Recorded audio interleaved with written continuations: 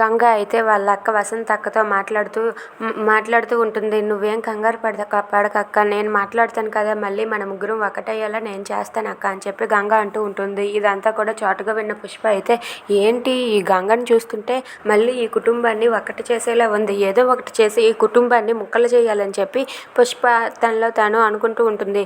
ఇంతలో పుష్ప ఫోన్కి అయితే ఒక వీడియో వస్తుంది. ఏంటి ఆ వీడియో అని చెప్పి చూసేసరికి గంగాధర్ అయితే వేరే అమ్మాయితో కలిసి ఉండడం, ఆ అమ్మాయిని హగ్ చేసుకొని ఆ అమ్మాయితో మాట్లాడడం, క్లోజ్గా మూవ్ అవ్వడం, ఇవన్నీ కూడా ఆ వీడియోలో ఉంటాయి. అది చూసి పుష్ప అయితే ఒక్కసారిగా ఎస్, నాకు కావాల్సింది ఇప్పుడే ఇది దొరికింది, ఇక చాలు, ఇప్పుడు చూడు గంగా, నిన్ను ఎలా ఆడుకుంటానో చూడే అని చెప్పి పుష్ప అయితే ఆ వీడియో పట్టుకొని గంగ గురించి ఆలోచిస్తూ ఉంటుంది.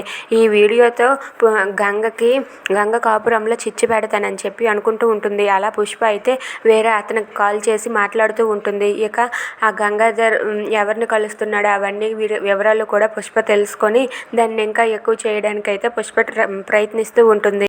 If you like this video, please like, share and subscribe. Thanks for watching.